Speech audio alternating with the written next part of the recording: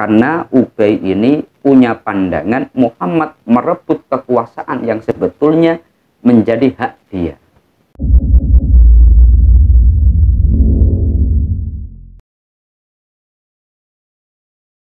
Yang dimaksud pada ayat ini orang-orang munafik. Sebelum membahas lebih jauh, karena ayat ini adalah ayat yang menjelaskan sebagaimana dalam tafsir Jalalain, wa nazala fil munafikin, diturunkan dalam rangka untuk orang-orang munafik. Maka munafik itu ada dua. Kalau di dalam penjelasan tafsir Ibnu Katsir, yang namanya munafik itu ada yang masuk pada i'tiqadi. Orang yang kategori munafik secara i'tikad atau secara keyakinan, akidah. Orang tersebut adalah orang yang secara lisan mengucapkan dua kalimat syahadat, tapi hatinya, batinnya ingin menghancurkan Nabi Muhammad SAW. Orang-orang seperti inilah yang dimaksud pada ayat ini, yakni mereka walahum azabun alimum bima kanu yakdzibun, akan mendapatkan azab yang sangat pedih. Dipastikan mereka akan masuk pada neraka. Orang munafik yang kedua adalah yang bersifat amali. Orangnya iman, tapi mereka orang-orang yang ketika ngomong dia berdusta, ketika dia berjanji mengingkari, ketika dia diberi amanah kemudian dia khianat. Dia iman kepada Allah, tapi dia sering bohong. Dia iman kepada Allah, tapi dia sering khianat. Dia iman kepada Allah, tapi dia sering ingkar janji. Orang yang seperti ini tidak masuk pada ayat ini. Karena mereka adalah orang-orang munafik, tetapi dalam konteks yang amali. Sedangkan ayat ini adalah ayat untuk orang yang i'tiqadi. Orang yang hatinya sebetulnya memusuhi Nabi, namun bibirnya ngomong mendukung Nabi Muhammad SAW. Orang-orang yang masuk pada ayat ini adalah orang-orang yang sekarang disebut kafir zindik. Orang yang menyembunyikan kekafirannya untuk bertujuan menghancurkan umat Islam dari dalam. Wa minan nasi may yaqulu amanna billahi wa bil yaumil akhir wa ma hum bimu'minin. Mereka mengaku iman kepada Allah dan iman dengan hari akhir, tapi Allah menegaskan mereka tidak iman. Mereka sebetulnya malah memusuhi Nabi Muhammad.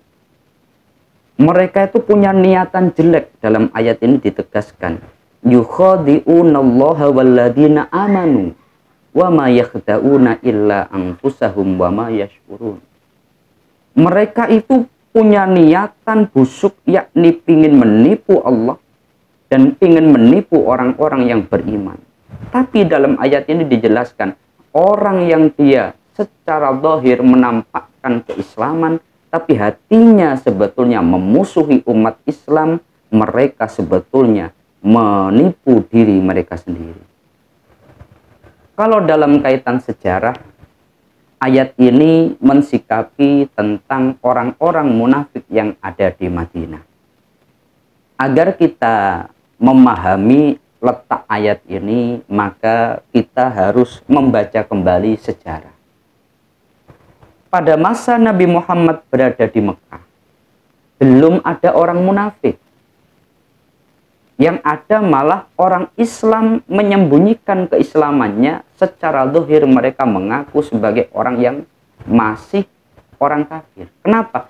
Karena takut bila ngaku sudah masuk Islam, mereka disiksa, mereka akan mendapatkan bahaya. Tidak ada orang munafik pada saat Nabi Muhammad di Mekah. Kemudian Nabi Muhammad ketika hijrah di Madinah, awal-awal Nabi Muhammad hijrah itu juga sama. Belum ada orang munafik. Kenapa? Karena pada saat itu Nabi Muhammad dianggap sebagai orang yang terbuang. Beliau setelah dari Mekah melarikan diri karena mau dibunuh, akhirnya hijrah di Madinah. Di Madinah Nabi Muhammad mencari perlindungan. Orang-orang menganggap Muhammad ini golongan yang lemah. Namun ketika terjadi perang Badar, pada saat perang Badar 300 lebih sedikit umat Islam mampu mengalahkan 1000 lebih pasukan kafir Quraisy. Umat Islam dengan senjata ala kadarnya, orang-orang kafir Quraisy dengan senjata komplit, namun semua binasa. Orang-orang kafir Quraisy kalah telak. Pada saat itulah masyarakat di Madinah, masyarakat di sekitaran Madinah, mereka kaget, tersentak. Wah, Muhammad berarti sekarang punya kekuatan hebat. Akhirnya pada saat ini, orang-orang mulai mempertimbangkan bagaimana dekat dengan Nabi Muhammad. Melihat kedudukan Nabi Muhammad sudah bukan orang biasa. Lalu pada saat itu muncullah Abdullah bin Ubay bin Salul. Abdullah bin Ubay bin Salul melihat setelah perang Badar, Nabi Muhammad ini menjadi satu kekuatan baru yang mampu menyatukan seluruh masyarakat Madinah, bahkan orang Yahudi dan seluruh kabilah-kabilah yang lain. Abdullah bin Ubay dan pasukannya ini punya satu siasat busuk. Kalau kita bertahan untuk tidak iman kepada Nabi, lambat laun pasukan kita, umat kita, masyarakat kita akan habis karena semuanya sedikit demi sedikit ikut pada Muhammad. Maka mau tidak mau kita harus masuk kepada Nabi, masuk kepada Muhammad. Tapi sebetulnya Ubay ini punya satu tujuan, ingin merebut kekuasaan daripada Nabi Muhammad. Karena Ubay ini punya pandangan Muhammad merebut kekuasaan yang sebetulnya menjadi hak dia.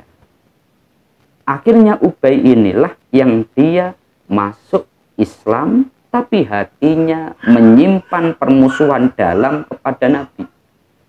Karena sebetulnya dia tidak suka dengan Nabi Muhammad. Ubay memiliki banyak pasukan. Nah, orang-orang inilah yang disebut kafir zindik. Orang-orang inilah yang disebut orang-orang munafik pada ayat ini. Mereka secara zahir ikrar Islam kepada Nabi, tapi memiliki tujuan menghancurkan Islam dari dalam. Oleh sebab itu, melalui ayat ini Allah memberikan informasi kepada Nabi, Muhammad, mereka itu sebetulnya tidak iman. Mereka itu sebetulnya tidaklah menipu kecuali pada diri mereka sendiri. Mereka itu fi qulubihim maradun, hatinya sakit, mereka ragu mau masuk Islam betulan apa enggak. Mereka itu ketika di luar Islam, seluruh masyarakat Madinah berbondong-bondong mengikut kepada Nabi Muhammad. Bila masuk kepada Islam berarti dia menganggap, wah, saya ini akan menjadi golongan yang kalah. Maka fi qulubihim maradun ay syakkun, hatinya terus diliputi keraguan.